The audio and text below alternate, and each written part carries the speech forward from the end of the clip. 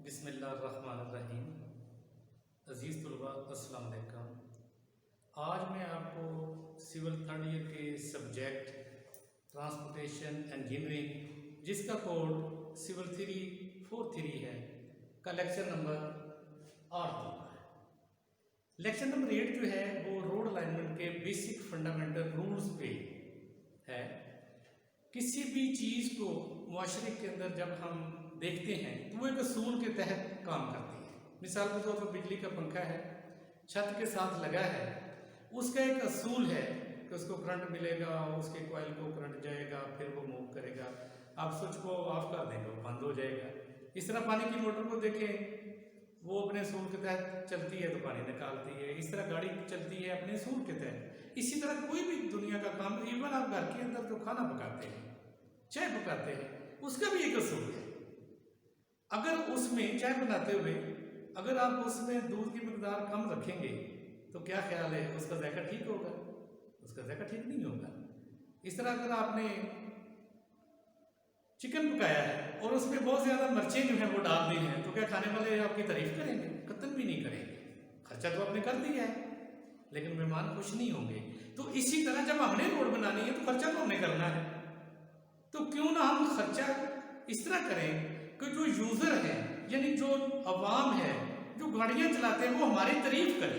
वो कहें कि क्या बात है भी किसी आदमी ने रोड बनाया है।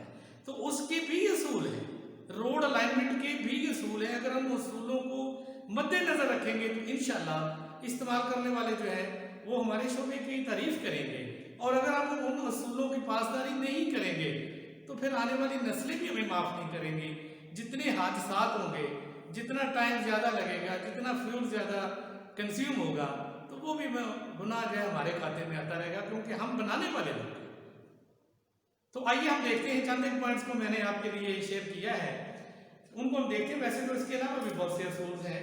तो सबसे पहले है हमें पॉइंट्स में मैंने इसको लिख लिया है, पॉइंट्स में कर लेते हैं। तो रोड लेंथ, तो सड़क की लंबाई जो है वो आपने क्या करनी है कि रोड लेंथ में कोशिश करें कि मिनिमम रहे। यानी मिसाल के तौर पर ये पॉइंट आपका ए है और ये पॉइंट आपका बी है। आप इसकी जो टोटल लेंथ है फर्ज किया है वो 300 किलोमीटर है। तो आप कोशिश करें कि जितनी इसको रिड्यूस कर सकते हैं, 270 कर सकते हैं, 260 कर सकते हैं, आप उसमें रहें ताकि हमारी लेंथ ऑफ रोड जो है वो कम रहे। अब रोड की लेंथ अगर कम होगी तो उसका फायदा क्या हमें होगा कि एक तो ये है कि यूजर जो है वो वक्त पे पहुंचेगा, उसका टाइम बच जाएगा, गाड़ी की वियर और टियर बचेगी, आपका फ्यूल बचेगा।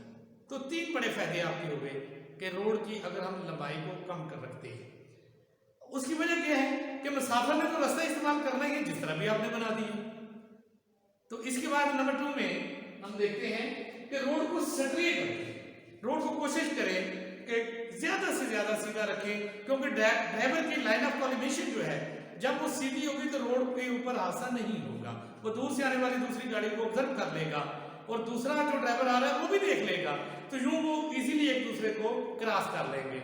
आपने देखा होगा कि जितने हादसा होते हैं वो ज्यादातर बुलाइयों पर होते हैं, मोड़ों पर होते हैं, और खासकर मोड़ भी वो जो ब्लाइंड होते हैं, जिन गुंदे मोड़ हम कहते हैं, और पता चलता नहीं है कि एक तरफ की गाड़ी आई दूसरी गाड़ी की तरफ के साथ सीधी लग गई, जानी नुकसान भी बच्चों हुआ और माली नुकसान भी हुआ। तो कोशिश करें कि आप रोड की अलाइनमेंट को सीधा रखें, स्ट्रेट। नंबर 3 में है कटिंग एंड द फिलिंग। ये चूंकि एक अमल है, जब हम सड़क के लिए रूट मार्क करते हैं सर्वे के बाद तो हमें मुख्तलिफ जगहों पे कटिंग करना पड़ती है, ये हमारी मजबूरी आती है। और बाद जगहों पर नेचुरली सरफेस जो है वो नीचे होती है, फिर वहाँ पर मिट्टी डालकर जो है उसकी कंपेक्शन करके अपना काम करते हैं। क्योंकि कटिंग और फिलिंग दोनों में खर्चा आता है, कोशिश करें कि कम से कम हो। नंबर 4 हम देखते हैं कि आप मैक्सिमम बेनिफिट फॉर बंदे कि जिन लोगों के लिए हम सड़क बना रहे हैं कहीं ऐसी ना बना दें कि सड़क पर पहुंचने के लिए उन्हें बहुत सारा टाइम, बहुत सारा फ्यूल या बहुत सारा सफर तय पहले करना पड़े और फिर वो सड़क पर आए और फिर वो अपनी मंजिल की तरफ रवाना हो। तो इसलिए कोशिश करें कि जो हमारे कस्बे हैं, हमारे देहात हैं, हमारे टाउन्स हैं, हमारी तहसील्स हैं, डिस्ट्रिक्ट्स हैं, उनके करीब से सड़क को गुजारें ताकि लोग ज्यादा से ज्यादा उसके फायदे हासिल कर सकें। नेक्स्ट नंबर में देखते हैं कि जब हम रोड की अलाइनमेंट करते हैं तो इस चीज़ का हम और जायजा लेते हैं कि उसके रास्ते में आने वाली कोई दरिया ना हो, नदी है, नाला है, हमें कलवर्ट्स बनानी पड़ेगी, हमें ब्रिज बनाना पड़ेगा, कोई रेलवे की क्रॉसिंग आ गई है जिसको हम लेवल क्रॉसिंग कहते हैं, फाटक है, वहाँ पर हमें कोई तरतीब बनाना पड़ेगी। इसी तरह हमारे पास जो है कोई अगर कोई दरिया आ गया उसके ऊपर बड़ा पुल बनाना पड़ेगा, कोई नहर है उसके ऊपर छोटा पुल बनाना पड़ेगा।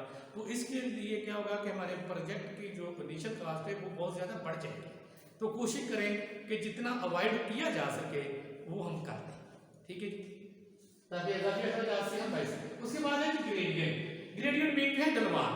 बाद जगहों पे हम कटिंग और फिलिंग के अमल को बचने के लिए ढलवान दे देते हैं ताकि गाड़ी जो है वो इजीली चढ़ जाए और इजीली जो है वो सड़क से नीचे हो जाए। लेकिन इतनी ज़्यादा मैंने आपको रोड अलाइनमेंट में जो कलर कार की एग्जांपल दी है, इतना शार्प ग्रेडियंट ना कहीं लगा दें कि वो ड्राइवरों को उसकी समझ ना हो और गाड़ियाँ जो है वो खाइयों में गिरती रहें।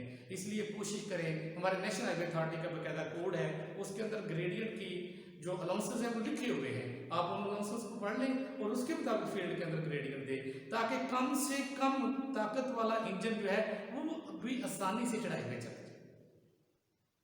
उसके बाद नंबर है हमारे पास 7 कि जो पॉपुलेशन एरिया है, मतलब कोई शहर है, कोई तहसील है, वहाँ पे आबादी बहुत ज़्यादा है, शॉपिंग मॉल्स हैं, कोई मार्केट है, कारोबार होते हैं, तो वहाँ पर लोग ज़्यादा होते हैं। तो कोशिश करें कि शहर के दरमियान से या गांव के दरमियान से सड़क को ना गुजारें बल्कि उसकी एक साइड से गुजारें। अगर दरमियान से गुजारेंगे तो रोज़ाना जो है वो हादसात होते रहेंगे। तो इसलिए गवर्नमेंट ने अब तो मुख्तलिफ जगहों पे बाईपास जो है वो बना दिए हैं ताकि बड़े शहरों से बाहर से ही आप गुजर के दूसरे शहरों की तरफ जाए। उसके बाद आता है कर्व्स जो है, तो ये मजबूरन हमें जब हम सड़कों को डिज़ाइन करते हैं तो जितने मैंने पॉइंट्स लिखे हैं हमें मिलते नहीं है, हम कोशिश करें जितने मिल सकते। तो कर्व जो है वो भी हमें शार्प नहीं लगानी चाहिए, कोशिश की जाए कि सिंगल कर्व लगा ली जाए और अगर ज़्यादा मसला आ रहा है तो फिर ट्रांजिशन कर्व लगा लेनी चाहिए। कर्व्स को कम से कम लगाएं ताकि वहाँ पर भी गाड़ियाँ ओवरटर्न होती हैं जिससे बहुत सारा माली नुकसान भी हो रहा है और इसके साथ साथ जानी नुकसान भी हो रहा है। अगर तो ये तमाम पॉइंट्स मिल जाएं तो ये हम कह सकते हैं कि ये हमारी एक एक्सेप्शनल रोड अलाइनमेंट के बेसिक असूल बना दिए हैं कि लोगों को जो है वो हादसात की शरह में कमी आ जाएगी। और अगर नहीं आ सकते तो कम से कम जितने पॉइंट्स हम साइट पर जाकर उनका मुशाहिदा करके अपनी तरफ से बना सकते हैं वो बनाएं और खुदारा मटेरियल, उसकी कंपेक्शन, उसके बनाने के मेथड को कंट्रैक्टर के साथ कंप्रोमाइज ना करें। अंग्रेज की बनी हुई सड़कें देखें और आजकल की सड़कें बनी हुई देखें। आज हम सड़क बनाते हैं, अभी उसकी फाइनल पेमेंट नहीं होती, हमारी सड़क टूट का शिकार हो जाती है। तो इसकी वजह क्या है? इसकी वजह सिर्फ मैंने तो देखी है अपनी ज़िंदगी में, वो एक है और वो है कि हमारे माशरे के अंदर ईमानदारी का अवसर ख़त्म होता जा रहा है। हम प्रोजेक्ट के ऊपर 10% लगाते हैं और 90% हमारी जो प्रोजेक्ट की कास्ट है वो इधर उधर चली जाती है जिससे चीज़ बनती नहीं। तो खुदारा मुल्क और कौम की बेहतरी के लिए आप कभी भी ठेकेदार के साथ कंप्रोमाइज़ नहीं करेंगे। अल्लाह ने जो आपके हिस्से का रिज़्क लिखा है वो ज़रूर मिलेगा। अल्लाह पाक आपका हमें नासर